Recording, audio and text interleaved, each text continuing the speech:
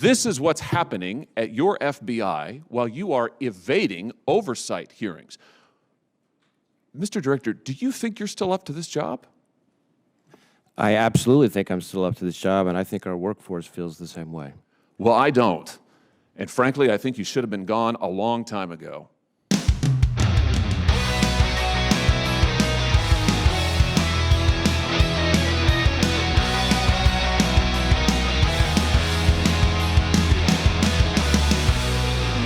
Welcome to the Bald Brad Show. In this Sunday episode, we have a clip here of Senator Josh Hawley completely just laying into the FBI director for, get this, leaving a government hearing early to go on a luxury vacation. Folks, this is a video you don't want to miss. Support us by hitting that like and subscribe button. That being said, let's roll right into the clip. Senator Hawley, you're recognized for your questions. Thank you very much, Mr. Chairman. Thanks to the witnesses for being here. Director Wray, let me start with you if I could. I think the last time that I got to visit with you was back in August 4th of this year. You were at the Senate Judiciary Committee. You remember that, I assume. We had to cut that hearing short. We were supposed to do 2 rounds of questions. You said you had to be somewhere, so we cut it short. Republicans were not able to ask a second round as we had been informed we would.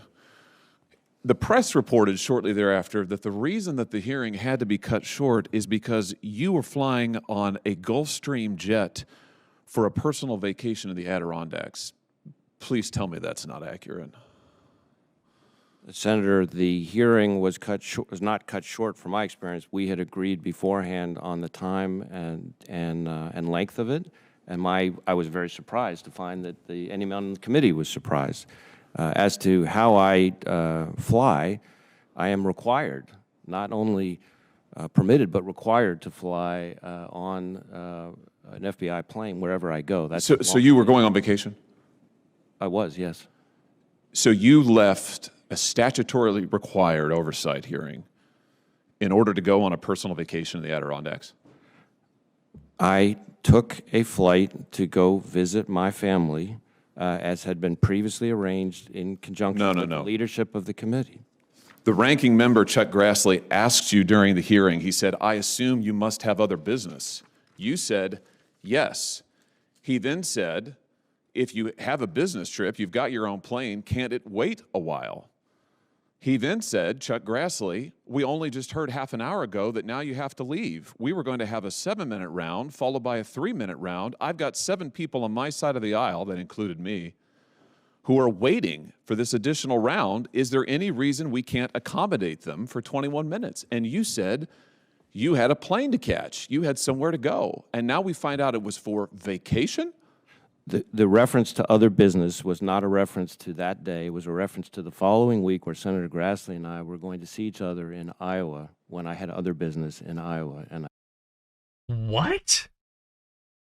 If you want to see an example of a BS, just a complete lie, you just heard one, folks, and I hope Hawley picked up on it, because what a terrible answer to his question. I did, in fact, see him then. So wait, you had to leave the hearing early because you're going to see him later in Iowa in a week? No, I had to leave when I said I was going to have to leave, as had been previously organized with the leadership of the committee.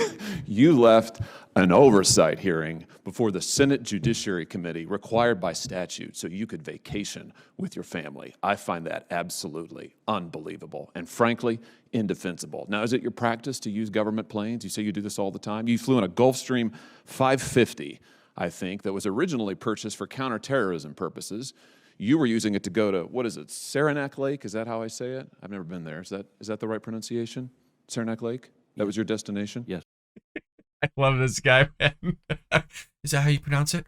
I've never been there, so is that right? So, did you enjoy the flight? I mean, did you pay for it? Yes, I paid for it. Will you turn over all receipts and reimbursement to this committee?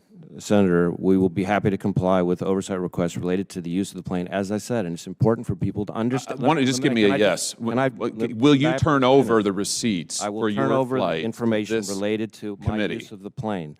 The use of the plane, I am required, not just permitted, required, even for personal travel, to use the FBI plane. How convenient for you. And I pay every single time that I use the plane for personal use. I'm glad it's available for you to jet away from your statutorily required hearings and oversight before this Congress where you denied the ability of members of Congress to ask you questions because you had to go on a personal vacation using a government plane. Let's just look at some of the things while you've been vacationing that your FBI has been doing. According to numerous whistleblowers who have come forward to members of this body, to members of the House, the FBI has been sending more than, in one instance, a dozen armed agents to a rural Pennsylvania home of a Catholic pro-life demonstrator to arrest him at gunpoint in front of his children in early morning hours, despite the fact that he posed no risk of violence or threat and had previously offered to turn himself in. I remember when that story came out, and boy, oh boy, did it have everybody up in arms, and rightfully so, because the FBI has been overextending its power for quite some time now. I mean, you can go back even to the Obama administration of them doing that. These Democrats, progressive left, in conjunction with one another, for some reason, keep abusing their power. And I always go back to the Obama administration, not saying it wasn't happening before that, but that's when you really saw it in terms of the Fast and Furious case, the utilizing of the IRS to go after big name Republicans. Things like that is when we really started getting jump started in all this. There's a great book called The People vs. Barack Obama, written by Ben Shapiro, that goes over a few cases in terms of how it would be litigated in going after Eric Holder, Barack Obama, and others in that administration. You should check that book out. You'd really enjoy it. A lot of people are pissed about this. Numerous whistleblowers, field agents, have alleged that D.C., your headquarters, has pulled them off working on child sex abuse cases, working on human trafficking cases, in order to work on January 6th matters for this reason, to give the appearance, they say, that there are hundreds of new domestic terrorism cases in the country, when in fact there are not. Whistleblowers, field agents have also said that D.C. has ordered the use of SWAT teams on nonviolent suspects who may have attended a January 6th rally, and they have been ordered to conduct surveillance and knock on doors of people who were not even in D.C. on January 6th. And again, all of this, according to the whistleblowers, these are your agents, all of this in order to make it look as if there's a mass surge in domestic terrorism all across the country, when in fact, the stats are being padded by political directive in your office. They also say, these whistleblowers, the D.C. leadership deliberately suppressed investigations into Hunter Biden, contrary to FBI procedure, and have also retaliated against FBI agents and whistleblowers who have contacted Congress, which, by the way, they are protected by statute to do so. Can I just say, I hope Republicans are not soft now that we have the House back on doing congressional hearings, oversight committee going after the Bidens, going after the FBI. You know what? The Dems started this whole thing about just, going after anybody and everybody, starting with Trump the moment he went down that escalator.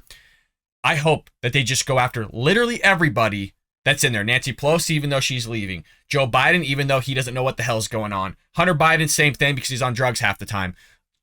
Open up the floodgates, go after everybody here, start answering questions, because I think you're going to find a lot of swampy, a lot of corruption in our government. And I know you all know that already. This is what's happening at your FBI while you are evading oversight hearings.